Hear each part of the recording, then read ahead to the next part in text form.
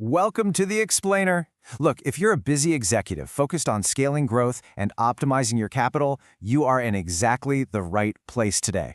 While diving into the source material for this, I was honestly blown away by a heavily under-discussed reality in the corporate world. We're talking about how the government is literally paying people to start and scale businesses. We're going to look at the very specific structural incentives that can completely transform your balance sheet. $50 billion. Let that sink in for a second. Last year, the U.S. government allocated over $50 billion specifically for small and growing businesses. But here is the absolute staggering part. More than 30% of those funds went entirely unused, just left sitting right there on the table. Why? Because most executives simply don't know the rules of the game they're playing. Okay, let's dive into this. Here's our roadmap for today. We'll quickly cover the $50 billion opportunity, structural efficiency and entity optimization, the QSBS strategy, operational leverage, and finally, smart capital loans. We're skipping the fluff to focus purely on high ROI financial levers. All right, Pillar 1, structural efficiency and entity optimization. So ask yourself right now, how much of your profit is just needlessly leaking through default tax structures?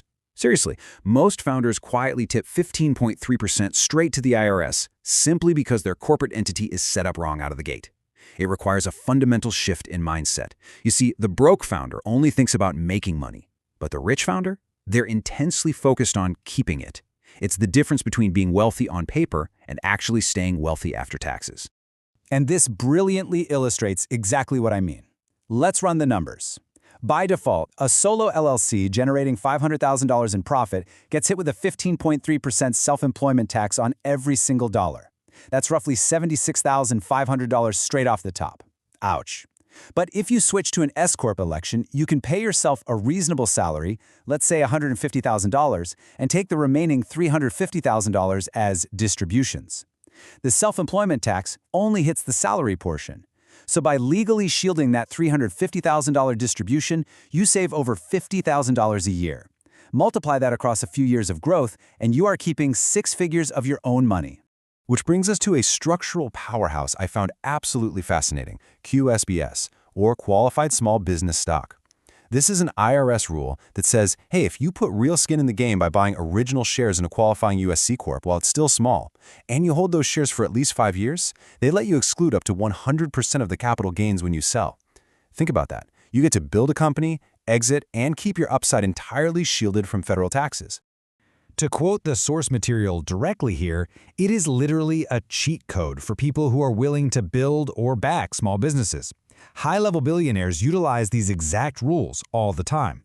People kind of assume these loopholes are just for megacorporations, but the truth is these tax codes were deliberately written to encourage founders and investors to take the hard risks associated with small business growth.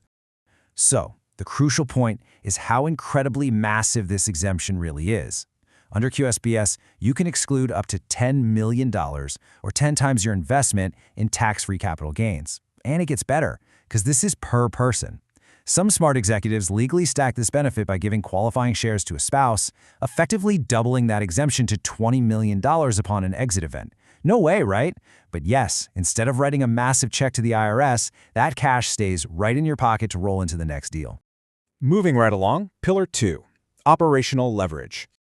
What if the government heavily subsidized your routine operational growth?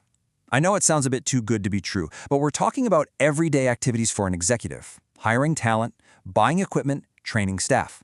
The reality is all of these can actually be funded on the government's dime if you just know which levers to pull. Now, what's really interesting about this breakdown is how rapidly these programs stack up to transform a standard business into a highly tax-efficient cash printer. Hire a veteran? The WOTC program gives you up to $9,600 back. Need fleet vehicles or heavy equipment? Well, Section 179 lets you instantly write off up to $1.25 million up front, even if financed. Renovating an office in a historic zone? That gets you 20% back. Expanding into a low-income zip code can earn you up to 39% back through New Markets credits. And even if you aren't profitable yet, the R&D credit can hand you up to $250,000 back just for building smarter. And look, this goes way beyond just the federal level. Economic development agencies across the entire political spectrum desperately want to fund your business growth. It doesn't matter if you operate in a red state or a blue state. The source highlights some great examples. Texas will give up to $500,000 for workforce training. Indiana offers $5,000 per full-time hire. Florida pays you just for creating rural jobs locally. Tennessee will reimburse half your payroll in specific areas, and New York offers 75% back on clean energy training. They are explicitly telling you, we will pay you to build here. Now, you might be thinking this is a bureaucratic nightmare, but claiming these funds is actually surprisingly pragmatic. It generally boils down to a simple three-step process. First, just search your state's economic development incentives online. Second, locate programs with titles like workforce training or job tax credit. Third, apply online. Most applications take under 30 minutes.